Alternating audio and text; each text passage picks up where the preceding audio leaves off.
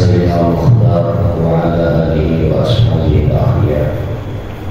وبعد فاعلموا معاشر الإخوان جعلنا الله وإياكم من الذاكرين له كثيرا ومن الذين لا تلهيهم أموالهم ولا أولادهم عن ذكر الله أن الذكر من أعظم أمور الفضائل وأفضل القربات وأوسع الوسائل. قال الله تعالى ولذكر الله أكبر يا أيها الذين آمنوا اذكروا الله ذكرا كثيرا وسبحوه بكرة وأصيلا واذكر ربك في نفسك تضرعا وخيفة ودون الجهل من القول بالغدو والآصال ولا تكن من الغافلين. سبحانك لا علم لنا إلا ما علمتنا إنك أنت العليم الحكيم. اللهم رب اشرح لي صدري ويسر لي أمري واحلل عقدة من لساني يفقهوا قولي. اللهم افتح لنا بفتح العارفين اللهم افتح لنا بفتح العارفين اللهم افتح لنا بفتح العارفين. ربنا افتح بيننا وبين قومنا بالحق وأنت خير الفاتحين. ربنا أرسلنا نزلا مباركا وأنت خير المنزلين. بسم الله الرحمن الرحيم. الله حاضرين الله ناظرين الله شاهد علي الله معين الله معين وهو بكل شيء محيط. ربي زدني علما نافعا وارزقني رحمة واسعة برحمتك يا أرحم الراحمين. اللهم اغفر لي ذنوبي ولوالدي وارحمهما كما ربياني صغيرا. نويت أن أعتكف في هذا المسجد لله تعالى. الفاتحة. بسم الله الرحمن الرحيم.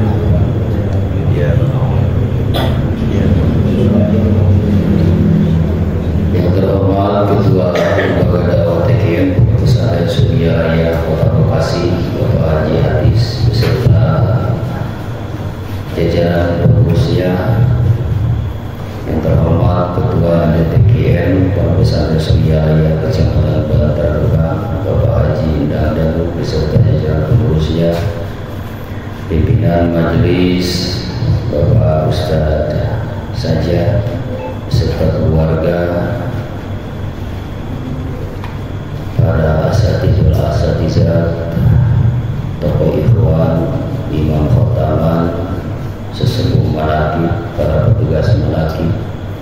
Semoga semuanya senantiasa dalam rahmat Allah Subhanahu wa taala. Keluarga diberi keberkahan, diberi sakinah, mawaddah warahmah. Hadirin wal hadirat rahimakumullah. Hancak kita di tahun sulur alhamdulillah sudah masuk pada jilid kedua dan malam ini masuk di halaman 6 pasal 5 halaman 6 baris ketiga dari bawah sebelah kiri.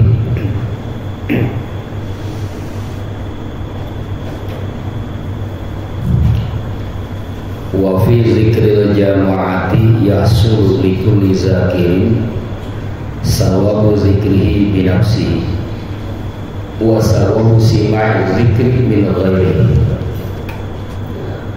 Di dalam zikir berjamaah ada dua pahala. Satu, pahala dirinya sendiri yang berzikir. Dua, pahala mendengarkan orang lain yang berzikir. Jadi pahala atau keutamaan dari zikir kita sendiri dan pendengaran terhadap zikir jamaah yang lainnya, sehingga zikir berjamaah lebih kuat pengaruhnya terhadap jiwa daripada zikir sendiri. Dan ini banyak oleh ulama sufi ditugaskan dalam berbagai kitabnya, termasuk dalam kitab Minhussaniyah, Anwarul Qursiyah, Jami'ul Usul fil Awliya, Sirrul Asrar, yang semuanya sudah dirangkum dalam kitab usul di antara dalam jilid 1. Di situ Bang Sabah mengutip kalimat dari seorang wali agung, Syekh Tusasi, satu dari ahli silsilah thariqah Sahriyah Hizbiyah. Beliau mengatakan terkait dengan dalil zikir jahar setelah salat fardu yang bersumber dari Ibnu Abbas, bahwa zikir jahar dengan suara keras itu benar-benar terjadi di zaman Rasulullah. Beliau tahu karena beliau mendengarkannya. Nah, kata Syekh Tusasi, ini adalah hadis merupakan dalil tentang keutamaan zikir jahar, satu. Kedua, keutamaan zikir berjamaah. Ya. Satu, zikir jahar meskipun tidak berjamaah tetap memiliki keutamaan dua. Satu, keutamaan bagi dirinya. Dua, keutamaan bagi yang lain yang tidak berzikir tetapi jadi zikir oleh karena mendengar kita zikir. Satu orang sedang zikir, ada orang lewat, dia jadi ingat karena mendengar zikir la ilaha illallah. Dia sudah menjadi ingat.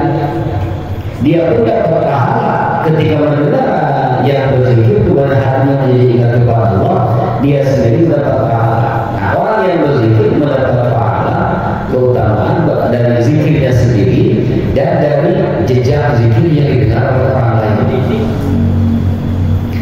Apalagi di situ ada berjamaah. Wa qad amara subhanahu wa ta'ala bi ta'awun 'ala birri wa taqwa. Allah telah memerintahkan agar kita saling tolong-menolong di dalam kebaikan dan ketakwaan. Wa zikrul jamaah min hadzal bab.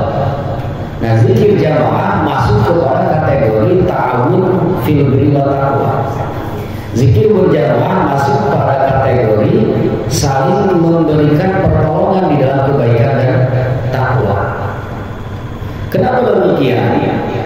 Al-maqsud min zikrillah ta'ala ayyajtanibal mu'minul ghaflata anhu subhanahu wa ta'ala. Li'anna al-ghaflah tajra'ahu 'ala al-ma'siyah wa zikru yu'awinuhu 'ala tarkiyah. Kenapa zikir berjamaah disebut ta'awun, disebut saling menolong antara satu dengan yang lainnya? Karena maksud zikir adalah menjauhkan seorang mukmin dari ghaflah. Ghaflah itu hati yang lalai atau lupa kepada Allah. Nah, ghaflah ini akan membawa atau akan mendorong manusia untuk berlaku maksiat.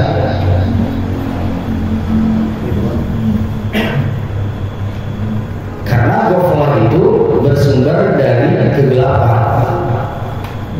Kegelapan tidak akan ada kalau ada cahaya.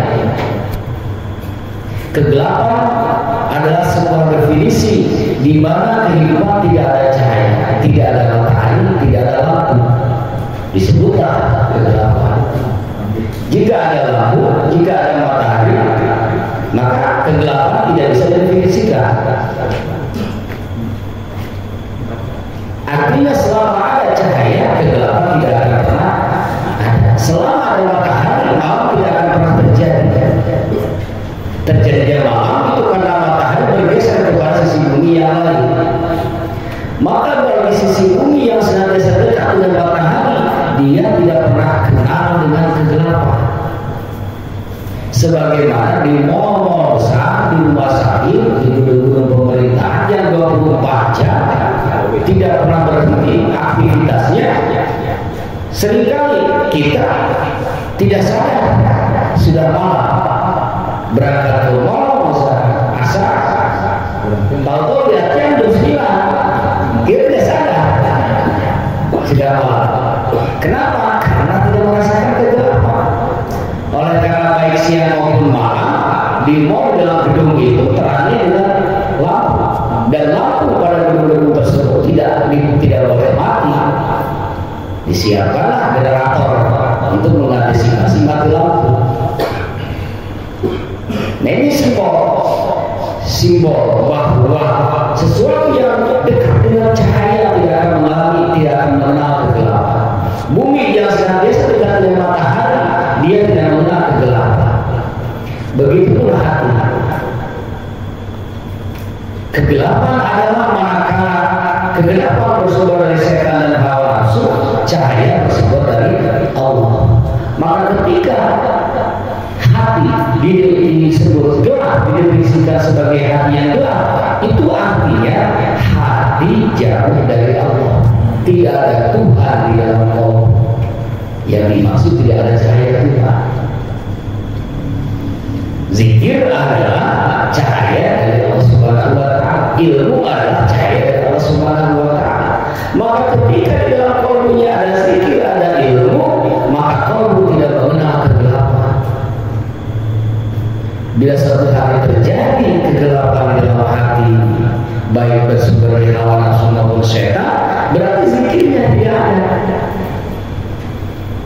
Nah, ghaflah ini adalah kegelapan, dan kegelapan akan mendorong kepada laku maksiat. Maka ketika ada zikir, kegelapan akan musnah. Ketika seseorang gelap, ngapal musnah, bingung dan sebagainya, lalu di situ ada orang berzikir, kemudian dia tercahayai oleh zikir tersebut menjadi terang benderang, maka ini sama dengan orang ini telah memberikan pertolongan kepada hati yang gelap. Untuk dan oleh karena itulah kenapa zikir berjamaah masuk pada kategori memberikan pertolongan di dalam kebaikan dan ketakwaan. Maka terbukalah jiwa kita bahwa dengan berjamaah kita memiliki dua keutamaan: keutamaan untuk diri kita dan untuk saudara-saudara kita. Tapi mohon diperhatikan adab dari guru ketika berjamaah. Ikuti imam. Imam kencang suaranya, tinggi, imam turun, imam kencang, imam santai. Tong saya amankan saya suara. Imam bersantai terus saya tiru. La ilaha illallah, la ilaha illallah. Mau saya begitu. Dijamin imam mau podcast. Pasti ya. Makanya kenapa imam ketika memimpin jemaah banyak wajib pakai mic. Itu untuk mengantisipasi manakala makmum yang tidak sadar, begitu. Bahkan seharusnya nadanya juga ikut imam, nadanya. Karena zikir jahar itu kalau satu nada capek satu nada. Ada seninya, ketika ada nada, ada seni, ada gerak, ada suara, ada angin, nafas, ada gerak, pasti ada suara. Nah, ada angin kan, ada gerak, ada suara. Ini gerak, nafas ada gerak, muncullah suara. Ketika ada suara, pasti ada seni. Nah, seni inilah yang akan membuat indah dan merenah tumbangnya ibadah. Ketika imam la ilaha illallah, mau begitu. La ilaha illallah, la ilaha illallah, la ilaha illallah, la ilaha illallah, la ilaha illallah. Mau begitu sebetulnya. Rendah lagi nanti karena udah capek tapi masih belum mau berhenti. La ilaha illallah, la ilaha illallah. Enak banget itu bikin seperti itu. Nanti oper lagi giginya ada tanjakan, naik, imam naik, illallah, la ilaha illallah. Biasanya mau membahas, nikmat, indah, membuka hutan jadi pohon. Kebayang ini nggak sejauh mana zikirnya ya sejauh itulah bekas. Kalau ingat sih harus memang terutama yang tidak bolehkan itu terganggunya kolbu. Ini luar biasa. Kegagalan zikir berjamaah itu adalah ketika mau tidak memperhatikan imam. Juga imam tidak mengayomi makmum. Terus ditahan-tahan, saya tutupkan ke imam. Ya, ayomi lah. Tapi ditutupkan, bagi kacau aja makmum.